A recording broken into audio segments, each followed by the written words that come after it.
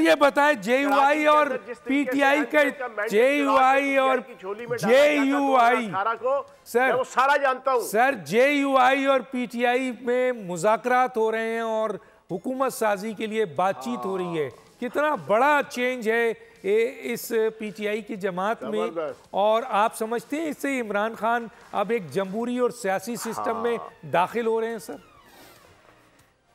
हाँ जी। अच्छा, आप तसल्ली से मेरी बात सुनिएगा।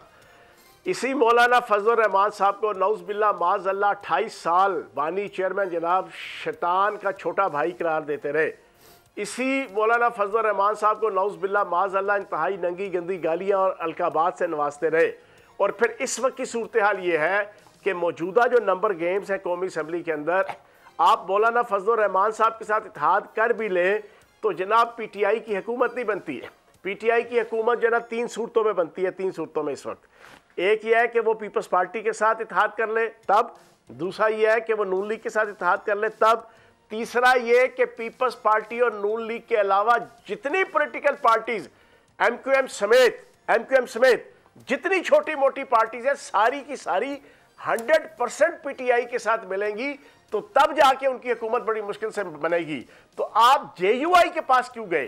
जेयूआई के पास इस वक्त गए और मौलाना जनाब जरदारी साहब के पास क्यों नहीं गए?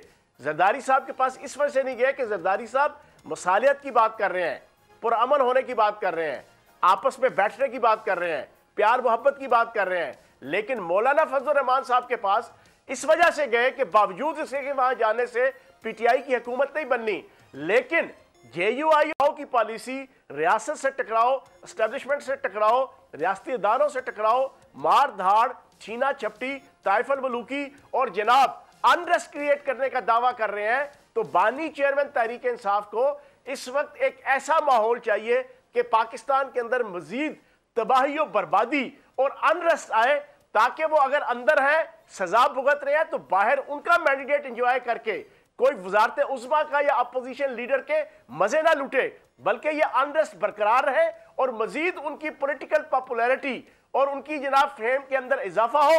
और वो उनकी गलतफहमी है कि उसके बाद अगला इलेक्शन जब भी हो, चाहे 6 महीने बाद हो, साल बाद हो या 5 साल बाद हो, वो जनाब किसी जोर जबरदस्ती के साथ वो जेल से बाहर आ जाएंगे। देखिए एक बात यहाँ पर, एक बात आप भी माने, मैंने इंटरप्ट नहीं किया कि पीएमएलएन और पीपल्स पार्टी तो इस इंतखाब को धांधली कह ही नहीं रही है। अच्छा, जो पार्टियां इंतखाब में धांधली का शोर मचा रही हैं उसमें पीटीआई भी है, जेयूआई भी है, जमात इस्लामी भी है और दूसरी सियासी जमातें हैं।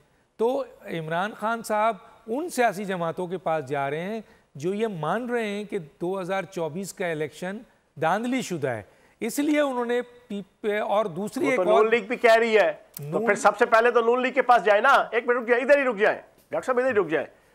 सबसे ज्यादा धांधली का शोर तो नून लीग कर रही है। नहीं सर, तो फिर नून लीग के पास क्यों नहीं जा रहे? नहीं सर, आप बताएं ना, आप मुझे बताएं कहां धांधली का शोर मचा? आपने एक इस्तदलाल पेश कर दिया। जी सर, आपने अपना एक सवाल और इस्तदलाल पेश कर दिया कि इस वजह से पीटीआई जेयूआई के पास गई कि जेयूआई उस कैंप में शामिल है, उस पार्टियों के कैंप में शामिल है कि जो इलेक्शन 2024 को धांधली ज़दा इलेक्शन कहते हैं। जनाब पीपल्स पार्टी चीख के कह रही है कि जनाब केपीके के अंदर धांधली हुई है। नून लीग चीख के कह रही है कि पंजाब और केपीके के अंदर धांधली हुई है। तो भाई उनके पास फिर क्यों नहीं जा रहे?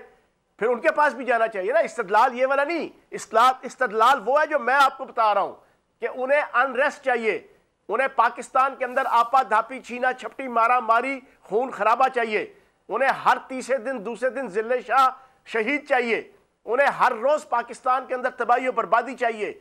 वो ये चाहते हैं। हालांकि पाकिस्तान इस वक्त सुकून चाहता है।